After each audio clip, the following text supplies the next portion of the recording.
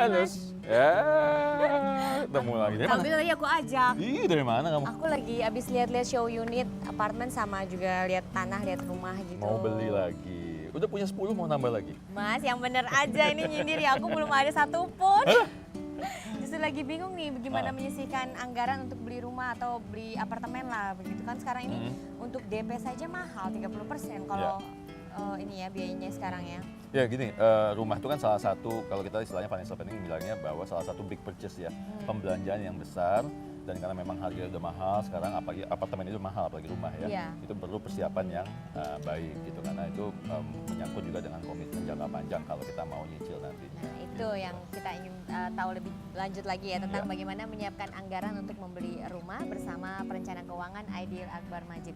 Jadi poin pertama apa yang harus saya siapkan dalam pengeluaran saya untuk membeli rumah ini? Seperti gini, nomor satu yang paling penting adalah rumahnya dulu, rumahnya mau di mana ya kan, karena rumah ini akan menyangkut kepada budgetnya. Dan jangan lupa juga bahwa tidak hanya kita membeli rumah sekarang dan budget yang harus dikumpulkan, tapi juga apakah kita sanggup membiayai rumah itu setiap bulan.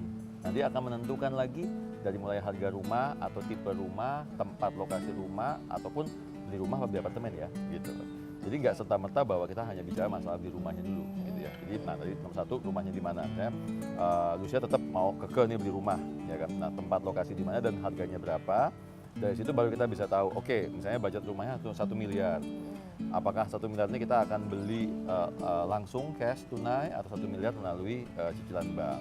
Nah, sebaiknya gimana Mas? kalau perencana keuangan selalu bilang kan rumah ini adalah masuk kategori aset produktif ya.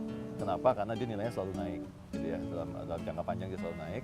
Kemudian kalau kita bayar cicilan sekalipun tidak masalah karena nanti biaya bunga yang kita bayar di dalam cicilan dia akan terkumpul di dalam harga rumahnya setelah 10 sampai 15 tahun lagi. Jadi perencana keuangan lebih menyarankan untuk membeli rumah secara cicilan.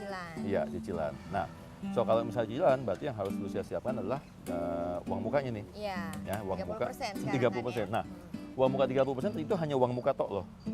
Ada biaya lain lagi Iya, betul. yang kamu mesti siapin. Jadi biaya lain itu kurang lebih sekitar 10% sampai 15% lah. Jadi total yang harus dipersiapkan adalah sekitar 40 sampai 45%. Gitu. Nah, dari sini baru kita siapkan dananya dari mana. Dananya bisa macam-macam kan. Nomor satu otomatis dari bulanan ya, dari income kita bulanan kita sisihkan, kita investasikan. Jadi yang paling penting adalah tadi misalnya targetnya 300 juta. 300 juta ini berapa lama? 3 tahun lagi, 5 tahun lagi saya mau cicil rumah ya kan. Itu yang kita investasikan dari dana bulanan ya kan. Kemudian juga bisa dapat dari bonus-bonus ya kan, kita bisa dapat dana tahunan kan.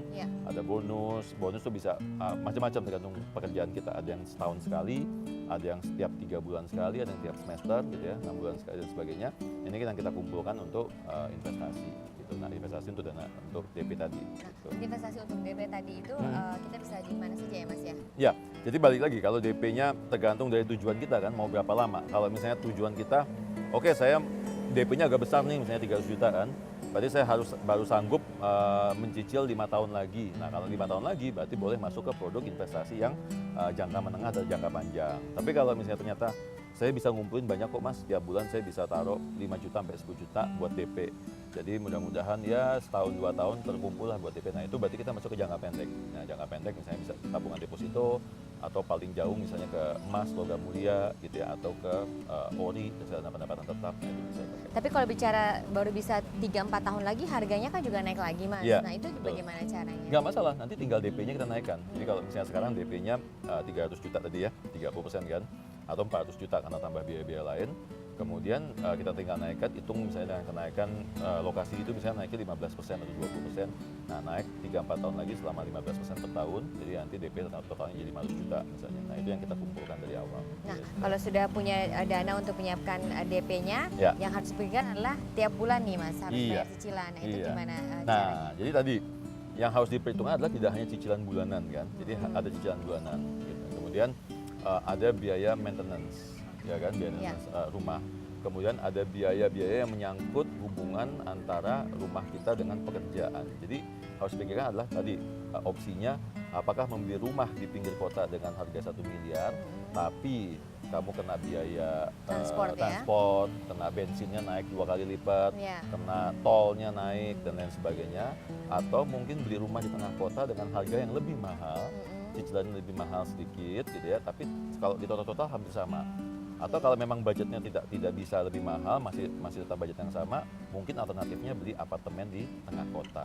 Dengan cara itu kita bisa tahu bahwa oh iya, saya nggak hanya mampu hanya untuk DP rumahnya juga, tapi saya juga mampu untuk mencicil bulanannya. Jadi harus dipikirkan imbasnya ya Mas ya dalam pemilihan properti ini ya. Iya. Oke, pusing Mas, kita mendingan ngopi dulu deh Mas.